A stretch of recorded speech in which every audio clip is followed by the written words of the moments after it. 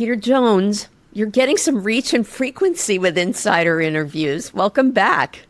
Oh, thanks for having me, Evie. Glad to be Yeah, here. it's good to see you again. We're going to get into your impressive background, but some folks might remember you from being on with me just a few months ago when we were in the warmth of Miami at Possible. This time around, we're going to talk a little bit about context and what that means for local advertising. We're also going to touch on a bunch of other C words like curation and community, but most important to what you do, connected TV, because it's like a whole new ball game, right? And I mean that literally, ball game. Yeah, we're going to get into sports too. All right.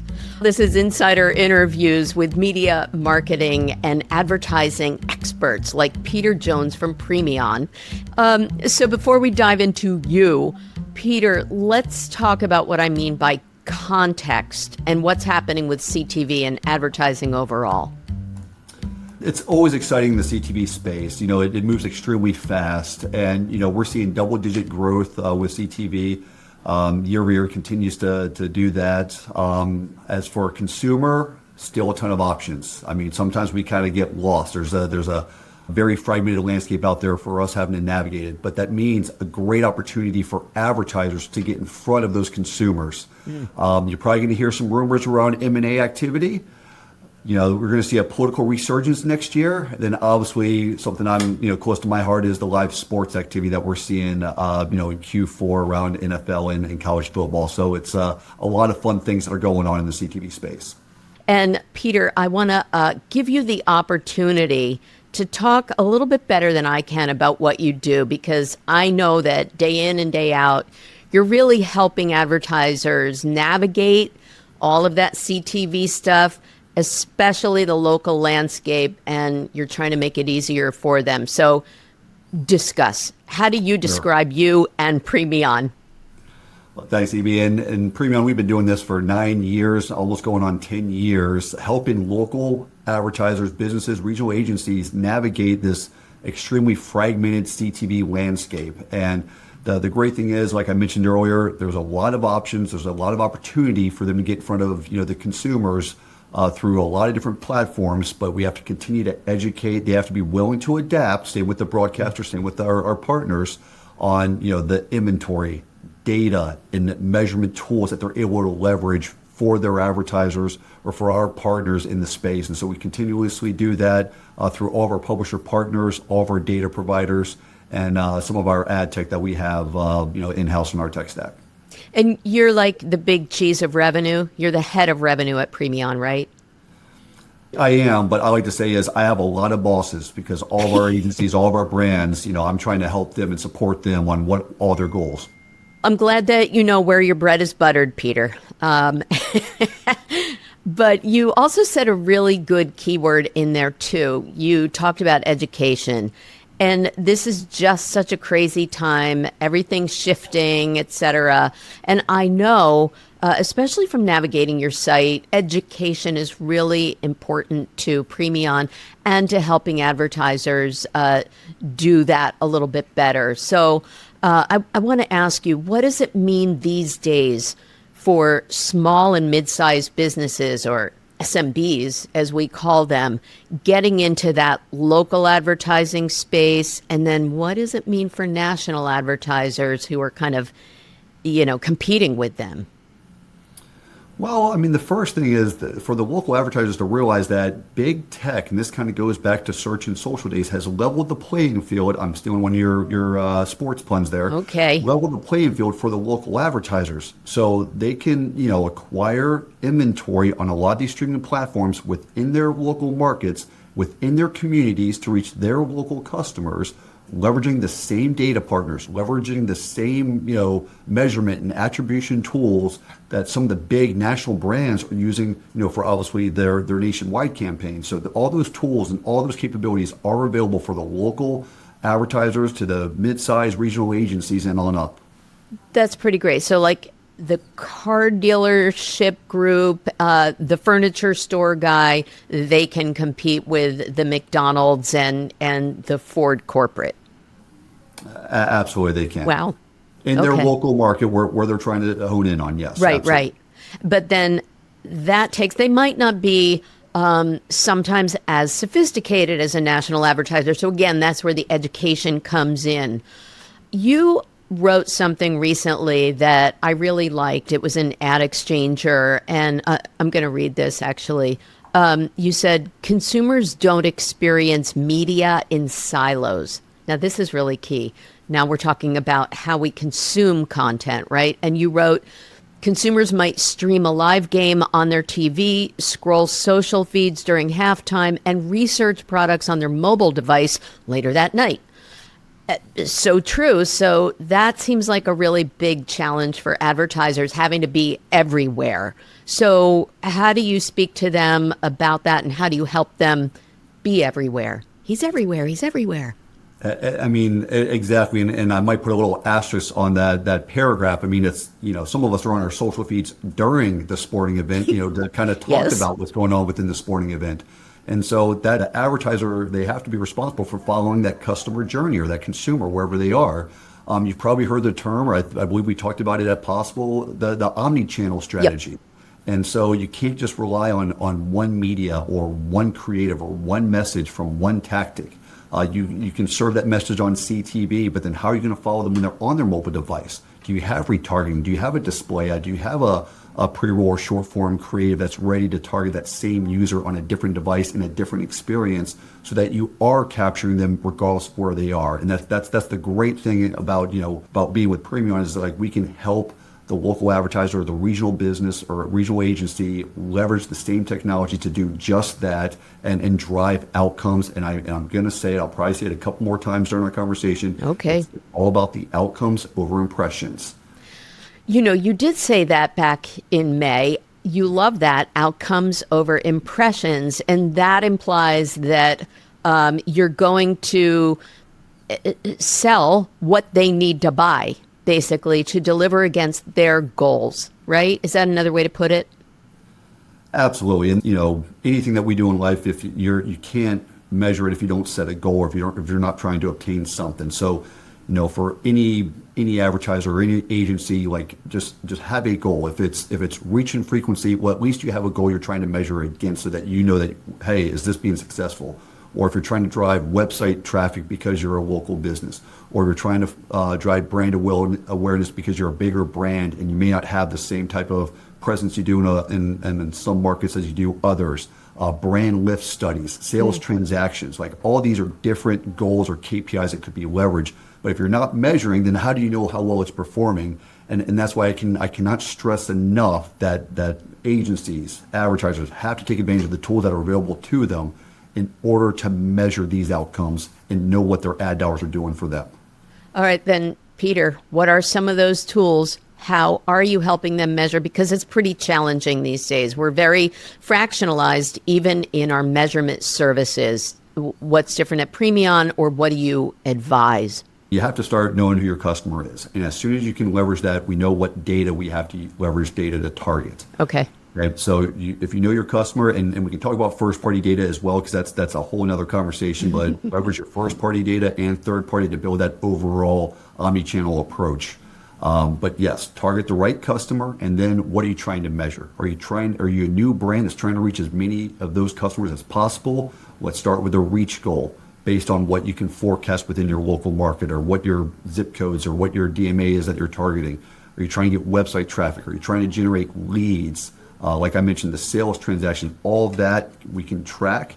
Some of it does require pixel placement. Nowadays, that's table stakes for a local business. They've probably had a pixel placed before, whether it's for like GA4 or any type of analytics set that they're using to measure their website traffic.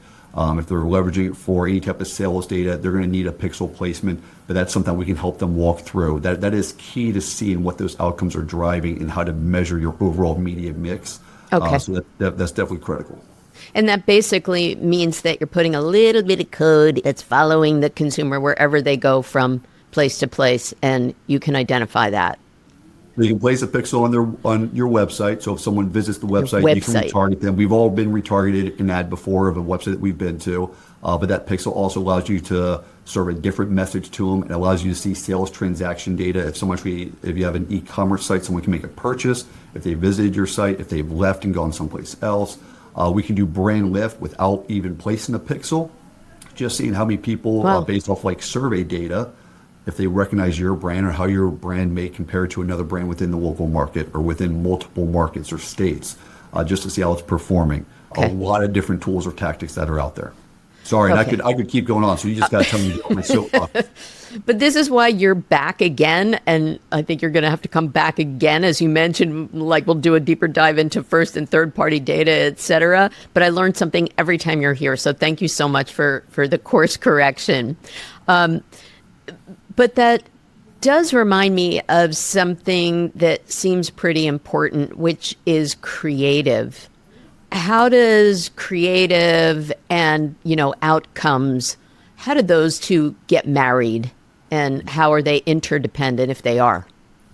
I'll start by saying I don't want any advertisers or agencies to be scared of creative. I know there's a bunch of creative shops out there, but now there's obviously tools where they can build out different creative for different messages based off of the user that they're trying to target, or maybe it's a follow-up creative. And I'll use a big word, sequential messaging. If they see the ad on CTV and then they go online, they might see a different ad that kind of goes along with the story that you're telling. There's a lot of AI tools that are available now where you can build different creative sets, not at a very high cost. So I don't want brands or agencies to be scared of the creative term.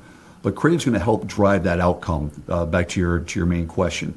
And obviously leveraging the right creative to the right audience on the right media is what's going to help drive a higher outcome or a higher return on ad spend, ROAS, from that media. So it's critical to have that right creative. Message to market match is a phrase that we've used in the past. Make sure you have the right message going to the right market, and it needs to match to drive that outcome. Okay. And so that is, I'm guessing, much more possible these days, especially with some help of AI, like the old versioning that, shops had to do over and over. I'm guessing it's a little bit more turnkey to marry that message to the right time and place. I could see different ads in my experience being, a male with two daughters than you might see, being a female, in your experience. So Yep. obviously you want a different message to those individuals. So you probably watch more sports than I do. I don't want to make assumptions. Go Birds and all that. But let's get into a little bit about the sports talk. There's some news out of Premion, but I want to set the stage for the fact that there's been a lot of shifts going on in the sports world. I mean, we look at MLB and sort of the shifting or even collapsing of regional sports networks. How is Premion able to take advantage of that and really help advertisers cheer for their hometown team? Well, it's exciting now more than ever that the inventory is being made available programmatically. Now, there's going to continue to be the fight over the different leagues and the different games, and obviously different platforms are going to have different games, and we're agnostic. Like we don't care about what platform the game is being served on. We just want to be able to have access to that game and provide that access to the advertiser or to the agency so that they can take advantage of it. I think that with our publisher partners recognizing the demand for it in the local market, and those local advertisers and agencies are now able to take advantage of it, that their brands and their local names get to be in the same live events as some of the big national brands. Yep. It helps their perception, it helps their credibility. It aligns themselves with their local community and engage with that fan base. It's really exciting for the brands and the agencies that, before it was either too expensive or some of the deals were too complicated or they couldn't afford it. Yeah. So it's definitely exciting now. I think you're going to see more of that available in the future, which really, I'm really excited to see how we can make it even more advantageous for some of the local advertisers and agencies. That's very cool. And so your programmatic live sports offering, that's relatively new? We actually announced it, I believe, earlier this summer, right Okay. after possible, actually. Oh, I missed And that breaking news then. Okay. and so we did build out a UI. It is a simple programmatic tool that a local advertiser or agency could leverage. It allows them access to a lot of those sporting events they didn't have before. And we think we're just going to continue to build upon that. It's been well received. And some pretty good fanfare behind it. So I think we're going to see a lot more action from it. And hopefully we'll see some more inventory come available from some of these big networks. And I'm going to give a shout out to my Yellow Jackets. I'm a big college football fan, so go Okay. Jackets. Right. Hopefully it'll be a good rivalry weekend next week. Okay. It doesn't compete with my birds. So, all right. I want to talk a little bit more about another C word, curation. And that's thrown around a lot with y'all at Premion. What does that mean? And how is that helping advertisers? I'm going to put a small adjective in front of that. Let's talk about smart curation. Anyone can curate a lot of inventory or a lot of different data providers. The smart curation is leveraging the data to determine which inventory set or which providers to go with to help drive the outcomes that you're looking for.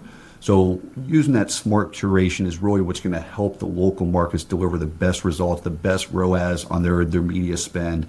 And we take that off the hands of the agencies or the brands or the local advertisers having to do that. We have the publisher partners that we know are going to work best for them. We're forecasting what avails are going to be in their market to their specific audience, and also we can measure on the back end. So we kind of do all the heavy lifting for them so they can execute that within our platform. Okay. So it seems like you've got all of the puzzle pieces and you're kind of putting them all together. We're making a local picture. So now you can really embrace sports more. You're guiding them and educating them. Measurement is coming together for local.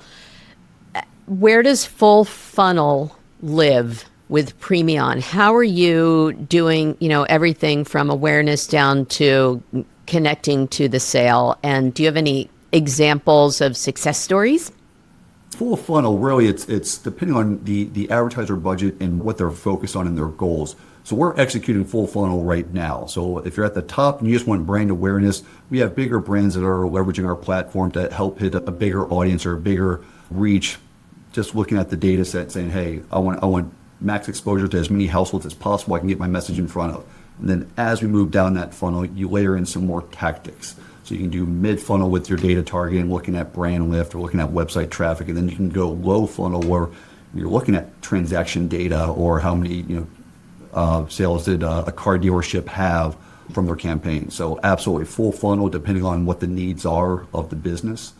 I understand that because you actually service, I don't know, more than 200 markets, I think. You've got like a ton of sellers all over the country. So you definitely have that, top of funnel capability, et cetera. And I know that you have measured actual transactions or footfall or what have you. What are some examples of success stories? Pick any part of the funnel. Sure. I mean, obviously, one of the largest verticals, in the advertising space is automotive. And so we work with multiple tier 2 and obviously a lot of tier 3 dealers. But on the tier 2 side, a lot will start with that kind of full funnel, the big, large brand message, in multi-market. Then as you kind of go down that funnel, they're going to layer on different tactics because maybe a couple markets aren't performing as well as other markets, or there's a couple areas where they need to show a little bit more love to those markets since the sales aren't as high as they should be. And so we'll layer on some additional tactics, kind of going more that mid to lower funnel to see, okay, well, now we're driving some more sales from this market, or what models or makes and models are we not moving in this area that we are in a different market? And then we can tie back those actual sales transaction data and say, okay, well, you move this many SUVs or this many, sedans in each market. And then from then you're using data-driven decisions from that campaign to build out, okay, well, next quarter or next month, now we know the tactics that we have to implement in order to drive those same results. What other verticals are really embracing this? I mean, obviously automotive is one. I'm guessing maybe Retail. Yeah, We're going retail. we're going into the holiday season. Yep. Obviously retailers are gearing up. I can already tell you I'm seeing a ton of ads already showing up on social right now. Yep. Obviously they're doing stuff on linear. They're doing it on CTV. So you're gonna see that all the way through the holidays. But retail is obviously a huge adopter to the CTV space and leveraging all parts of the funnel when it comes to anything within our DSP. And you know what happens right after holiday? Big game season. Oh, yeah. Then we're just getting Yes. into the playoffs, and looking forward to it. It's going to Yeah, I know you are. But obviously, that's a slew of opportunity for sports advertisers. I'm guessing you can turn things around pretty quickly, too, even though planning sometimes is farther out. You could drop especially for the big games. When we talk about live sports, and this is where we have to educate a lot of the agencies and brands on, is that those big games we can't. Sometimes it's hard to forecast. Sometimes we can't forecast what type of impression levels they're going to be. I mentioned earlier I'm a Georgia Tech fan. Well, we were undefeated up until about, was that 2 or 3 weeks ago? So there was probably a lot more demand. And the way that a lot of the college football, I know NFL is different, but a lot of the college works is some of those games, or the time of the day, or what the game of the week is, aren't even determined until a week before or 2 weeks before. So it's hard for us leading up to those games, knowing exactly what type of impressions are going to be available. So it's very dynamic in the live sports arena. So I just need to add that kind of asterisk there for any advertiser or agency that's looking at kind of diving into it. Got it. So they have to be ready to tee up. Yeah. Okay. There's your sports yeah. fund. Come on now. So just a couple more questions.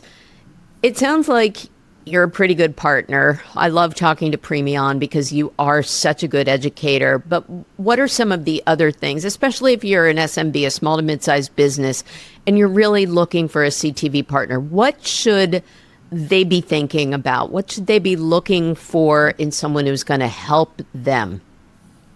Well, I'll do a quick plug for our friends over at TAG, the Trustworthy Accountability Group. We've been partnered with them since, I believe, about 2018. They're trying to combat any type of fraud that's going on within the digital space. We love what they do and kind of have their stamp of approval on how we source our inventory, how we're going to market. So always look for that TAG seal of approval. The three things that all agencies and advertisers should measure a partner on when it comes to CTV or even the omnichannel tactics are their inventory data and measurement. Inventory data and measurement. So how are they leveraging inventory mix? Now, personally, if we're looking for a performance-based type of campaign, like we want to look at outcomes over impressions, you have to be agnostic. You have to be agnostic to the inventory. We all have our favorites. We all have our favorite show or platform that we watch. What doesn't mean that audience does, or that customer that you're going after does. There's a lot of different options that are out there. So let the data show you where that audience is watching, where the eyeballs are, and the outcomes are going to tell us. Okay. Then you're making those optimizations based off what the data is saying, not based off of a personal preference or, I like this show that's on this platform. Right. And so easy to do if you are not being objective as a buyer or a planner. Let Premion guide you to the right destination. And that's the change in behavior. That's the change in behavior. It is we're used to buying program specific or use specific. So it has been a shift. Yeah, we all need to learn to cross divides these days and look at things from fresh perspectives, right? Absolutely. Now, the other thing that you did talk about at Possible was you had seen something. This was 6 months ago now, but you had seen something really cool, which was sponsored AI chatbots. So you'd ask for a hotel recommendation or something, and whatever the AI bot would give you a list, but then it would say, and consider, X hotel brand. I thought that was really interesting. So what have you seen recently that's on your very cool list in the industry in general? What's floating your boat these days? I'll do two. Now, I will touch on AI again. I know Okay. I feel like we hear that almost every single day in this space. But as it's getting smarter, so remember, it's ML machine learning. We're looking at how it's learning campaigns. So the AI has to learn from our historical campaigns, and before it creates a decision engine, if you will. The decision is making like behind your bids, behind your optimization. It has to learn from the campaign. Okay. But seeing how fast that can move, and this is coming from my side of the business, it's going to be a game changer. I had a question in an earlier interview where it's like, where do you see this in the next 5 years? 5 years is forever in this space. I mean, we're looking at 12 months, might even be a long time. But I think you're going to see this space accelerate as far as how much it leverages AI, ML in this decision engine on behind the scenes. So I'm hoping for the advertiser and for the agency, what happens is they're going to see a better return on investment or ROAS from their media spend. And the way that we're measuring this, and this is what we can see now, it's a little bit more manual, it's not as automated, but we can look at, well, how much is a cost per lead or cost per transaction cost this month? Okay, well, what about next one? Wow. Next month, and the month after. So then you're looking at a trend and you're trying to improve that efficiency of the campaign over time. That's how it's going to benefit the end advertiser and agency and brand over time, is just by making it more efficient with their media spend. Very cool. And are you using it personally? AI at home? Almost every day. Absolutely. All right, that's From why. your ChatGPT to your Gamma for presentations, there's a lot of cool tools out there. So I definitely encourage an advertiser or business owner how they can help their just day-to-day workload and simplify just their everyday processes. Yes, I'll use the double negative. You can't not use it. So, Peter Jones, you answered my last question in the previous one about where we might be in 5 years, which is supersonic speed. So with that, I will thank you so much for educating us once again on what's happening in local advertising. You're just a champion, and I am going to ask you to come back and we'll talk about first and third party data another time. Okay? Well, absolutely. Evie, it's been a pleasure. Thanks for having me. Thanks, Peter. So just to wrap it up, I hope you got some good insider scoop from this episode of Insider Interviews, and I would love it if you would share, like, comment, review, or maybe even donate to buymeacoffee.com/mossappeal if you want to tip me for this. And I also want to thank John Clayton for composing my theme music, Jim Mullen for being producer extraordinaire, and you for listening, watching, following Insider Interviews wherever you get good B2B content.